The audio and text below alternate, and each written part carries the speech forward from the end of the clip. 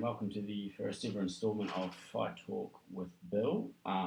Today we are going to be discussing the first UFC event of the year, UFC Fightnight 217, Strickland versus Imavov, formerly Imavov versus Gastelum. So here we'll just be going through a breakdown of the fighters, some previous fights, my predictions, and any previous fights of the guys that I recommend you guys tune into before watching this event. Let's kick it off first with Zuradin Imavov. So he is 27 years old, coming out of MMA Factory Paris. So that is the same gym that Cyril Gane trains out of under, I think it's Fernando Lopez, and formerly heavyweight champ Francis Ngannou trained out of there. So he is Dagestani born, Russian Dagestani born, and moved over to France when he was 9 years old, and apparently did do a little bit of wrestling before 9, and then even just on top of that, being born in Dagestan gives you plus 25 wrestling. Anyway, he's currently 12-3 in his pro career. 5 of those ones coming by KO, 4 by submission, and 3 by submission. He's never been knocked out, and in his losses, 1 was by submission and 2 came from decision. That 1 submission loss, noting, was his first ever pro fight and hasn't been stopped since. So his nickname is the Russian Sniper, which I think that every guy that was originally born in Russia and then fights somewhere else always gets the Russian something. Like example, Artem Lobov is the Russian Hammer. Either way, so his nickname gives you a clear idea of what he is. He is good accuracy at a long range. He does like to be on the outside and look for clean shots, and that's a big variety of shots, whether that's a jab, across, or a tip kick. He is very, very fast this distance striking. So he's always kind of standing just at his range, but he never really seems to move far away from his opponent and reset. So what I've noticed a lot is when people are entering on him, is that he won't just get out of there and get out of danger. He will move backwards and try and look for counters. So he's kind of always looking for a shot, whether he's pushing forward or they're pushing forward. He won't ever strafe, he'll just move backwards looking for the chin. He's got no issue engaging in a clinch. He does great elbows in the clinch as soon as his distance. We've also seen this in Cyril Gane as well, so maybe that's a big focus at MMA Factory in Paris. So if you're looking at the clinch, as soon as there's a gap, he'll be firing a really, really nice elbow. In saying this, though, does appear to be a striker. He's got no issue with wrestling. He doesn't overreact to takedown attempts, and he actually often, what I've seen is he'll respond to takedowns with actually being firstly defensive, but then doing some offensive wrestling. So, I mean, he is born in Dagestan, so he's got no problem with wrestling. He will do a lot of offensive wrestling, and it doesn't seem to any rush to get back to his comfort zone, which is that distance. He's not always trying to get back there. He'll go wherever the fight goes. He's got a good submission game. See his fight with Shabazian. He ended up winning it through TKO elbows from a crucifix, but he was throwing up a lot of dangerous submissions, sprawling on the ground. And he also seems to have a really, really solid chin. He took some solid shots from Buckley, who is not a soft hitter by any means, and just took them and kept going. Issues I see is he is a little bit reckless with his defence, so he's almost constantly looking for counters. So as he's moving backwards, he never just gets out of danger. He just uses it as an opportunity. He doesn't check leg kicks. He instead chooses to use the opportunity to counter to the head, and that could get him into trouble if Strickland chooses to use leg kicks. So that's my take on him. I think he's just extremely well-rounded. I think he's going to be huge in this division. He's still quite young. He's still growing a lot, and he's just so well-rounded and just seems so comfortable everywhere. Like I said, even though he's primarily a striker. He just never seems in a rush to get back to that zone. He just seems comfortable for. He's also extremely aggressive. Like he's just always doing something, and it could be to his detriment. So in the Gonquin Buckley fight, I think there was a bit of trash talk there before, and he was just constantly aggressive the whole entire fight, which meant, and he seemed to be a little bit gassed in the third round, and so that could make us believe that he's going to struggle with the 5 rounds, but his output was just so high. I mean, his output could be high. Sean Strickland did exactly as I expected him to, which is talk shit about the French, which will probably make Nazardine Imavov become quite aggressive. I recommend watching that Jonathan Buckley fight. It's just cool always to see two guys who are shit talking each other, and then sometimes if they get to the fight, they don't act like they don't bring out all the aggression in the build up, but there's definitely all the aggression there. Next up, going to Sean Strickland, his short notice opponent. I've done a lot of study analysis on Gastelum, which was some of the best analysis I think the game would have ever seen. I think it would have transcended the sport, but now I can't reveal that, so, it's you guys lost anyway. Sean Strickland is 31 years old. He fights out of Millennium MMA, but every time I see him videos, he seems to be sparring at Extreme Couture. He has 25 wins and 5 losses as a pro. 10 of those wins come in KO, 4 submissions and 11 decisions, and 2 losses by KO and 3 by decision.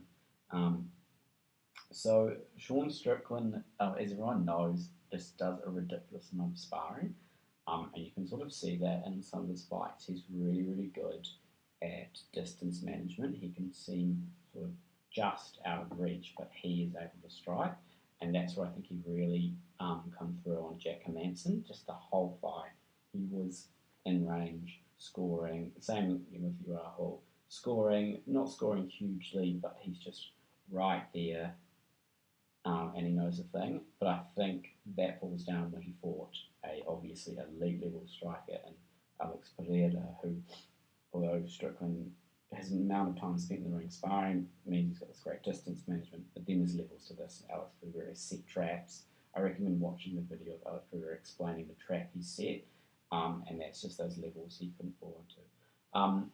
He does have this weird style that he holds his hands up quite weird, and just sort of marches forward, being a jab merchant, as people have been saying about him lately. Everyone expected him to change it up after the Pereira KO, but he did the same thing against Cannonier, just never really gets off, just a lot of jabbing and walking forward. He, like any other fighter, you would expect them to be smart enough to change the game plan, but Strickland, it's not really his thing, being smart. So I think he's going to do a lot of the same thing. However, I think where he might have a benefit here is he might have the cardio.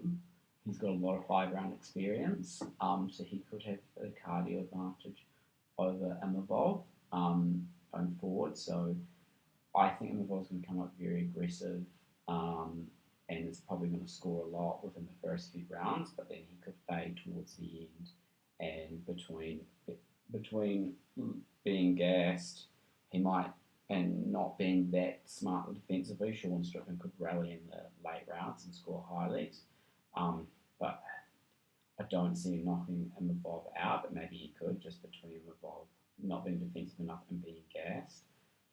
So in this fight, I'm probably going to favour Imavov, because I think Strickland, he took this on short notice, so I know he just fought recently, but his gas tank, his cardio and conditioning could still not be that good, considering how short notice he took it. The fight is no longer at middleweight, it is at light heavyweight, so neither guys are going to have much of a cut. Joe Rogan says that cutting affects cardio, and I'm just, it could not. I just think it could be more bro science, but I'm favouring Imavov for this one. I think he could finish him in the first 3 rounds, but if it gets to the 4th and 5th, he's going to be in trouble. Sean Strickland would be wise to go to the leg kicks early, as he's not going to check these, and he could use his better reach. Although there's not much in it, as we can see here, 76 inches to 75. All right, moving on, we have Dan Ige versus Damon Jackson. Um, so Dan Ige is 31 years old. He's a Hawaiian American training with Extreme Couture in California. 15 wins, 16 6 losses as a pro, 4 wins through KO, 5 by submission, and 6 through decision. He's currently on a 3-fight loss skid, so he's not doing too well. But then again, these are all really, really top contenders in featherweight, being the Korean Zombie, followed by Josh Emmett, who is fighting for the interim featherweight title in February, and Movsar Evliov, who he was just absolutely dominated by in both terms of striking and wrestling. So he's not looking too great lately, but he's still a very high level guy, and he's still got a lot of high level wins. Um, he has great combos, usually body hooks or head hooks or going body head. He's able to do that really well. He's got a very, very snappy jab. He really doesn't mind staying in the pocket looking for counters, even if he's been hurt. So watching the fight against Emmett, he took a lot of big shots early, but he just stayed in the pocket, rolling, looking for that big hit. So he's definitely not afraid to stand in the pocket, whether he's been hurt or not. He mixes in wrestling a bit, but I think it's just for a different look. I don't think he really wants to go to the ground, but I think he's just mixing it in for the sake of, trying to drop that guard down. He changes stances to southpaw a bit and changes between, but he changes to southpaw and then doesn't really strike out of it. He just changes to it and then changes back and strikes. So I think he sort of does it to, you get the props for it, you give him a different look, but he's not really utilising striking out of that much. He does have a really, really good chin. He took some big, big knees from Evloev, and he didn't even flinch. He just carried on like nothing happened. He was knocked down by Emmett, but he recovered really well, and Emmett is known to have one of the hardest hitters in the featherweight division. I think to his detriment, he's almost too unafraid of being hit, and as a result, he does. If I was to recommend any fight, watching the Gavin Tucker is a pretty good one because he just absolutely demos him very, very quickly, so it's always worth a watch. And then moving on to his opponent, Damon Jackson. So Damon is 34 years old. He fights for Fortis MMA, 22 wins and 4 losses as a pro, 4 by TKO, 15 submissions, and 3 decisions. So as we can see from his 15 submission wins as a pro, he is mainly submission artist. So he comes from a wrestling background, but has really found his style in Brazilian Jiu-Jitsu. He's got absolute submissions out the wazoo. He's firing them from the bottom, from top position, from ever. I really, really recommend. He's very, very resilient in the wrestling as well. So I really recommend watching this fight with Musab Bektik. It's a really, really cool fight of someone scraping out a victory in the end.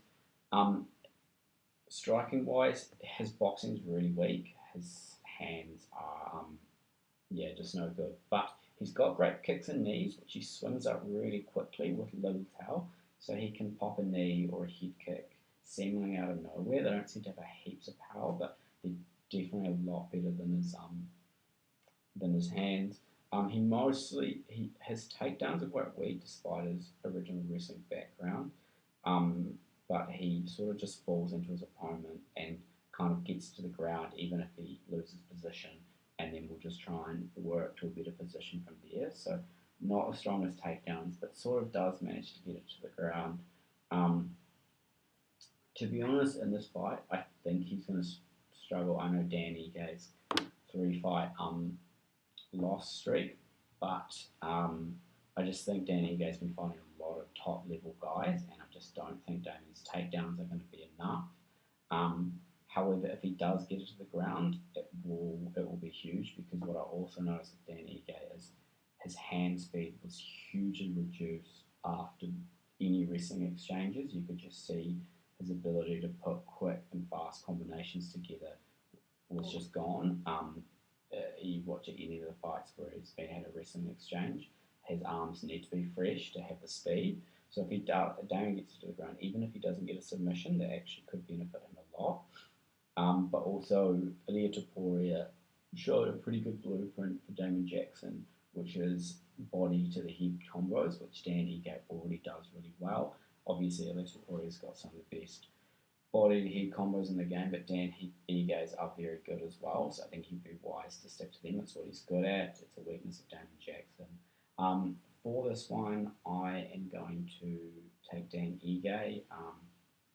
For this one, he is just marginally the favourite. If we look at the odds here, and these are the American style odds, which maybe work for them, but I like the more traditional style odds, which have Dan Ige paying 181 and Damon Jackson paying 204, so it's not a huge difference. And also for previous reference, Strickland and Imavov are paying out. Strickland is the underdog now. This is actually swung at paying 204, and Imavov is the favourite at 1.81. I think it's going to more favour Imavov as time goes on, so I'll get those bets in ASAP, because when I bet, Imavov was actually the underdog. And now moving on to the just after before the co-main event, and the last fight on my analysis, Umar Nurmagomedov versus Raoni Barcelos, that's the one. So Umar Nurmagomedov is 26 years old, so he's very, very young, and this is in bantamweight, by the way. He's very young. He's currently undefeated. He is the cousin of Khabib Nurmagomedov, former lightweight champion, and he is the brother of Usman Nurmagomedov, current Bellator lightweight champion. So yeah, he comes from good stock. Obviously Dagestan, Russia, but despite that, he actually does really, really love to strike, especially his kicks. His kicks are incredible. He flips them up like a whip from anywhere, whether that's low, that's body kicks, or that's head kicks. And his best weapon is probably his question mark kick, which is very effective as he has quite good leg kicks. So he whips a question mark, you're expecting that to be a leg kick that hurts, and then it suddenly comes up on top. As a result, he really, really likes to stay on the outside. He will avoid being in the pocket at all, at any cost, and especially because his boxing just is nowhere near his kicking game. Like, his boxing's good, it's just nowhere near his kicking game.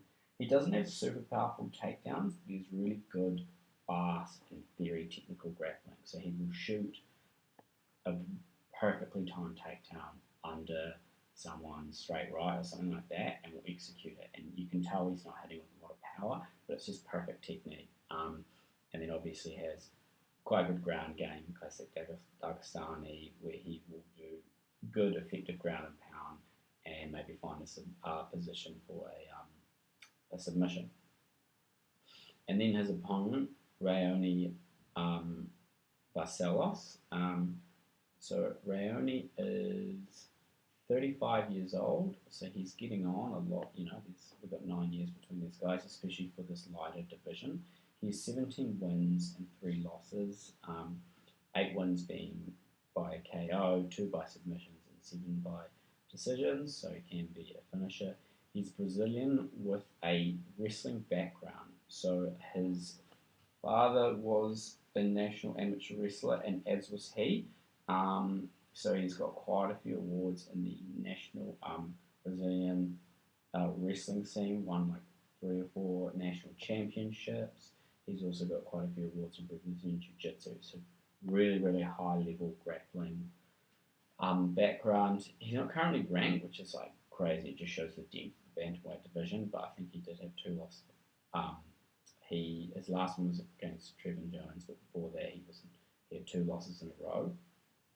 Interesting to note, he does have a victory over Saeed Nurmagomedov, who isn't a relation of these Nurmagomedov families, but it is known he has beaten Nurmagomedov. So if he wins this, he could get the name the Nurmagomedov Hunter, and he could maybe go on to try and fight all of them. That'd be a good story, probably not going to happen.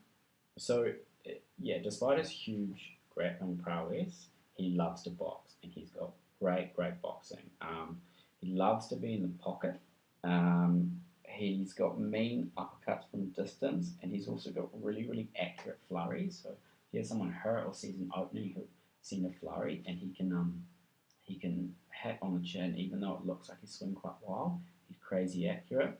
He's got a very effective low left calf kick that has really hurt people before, and he'll sometimes even sweep with it.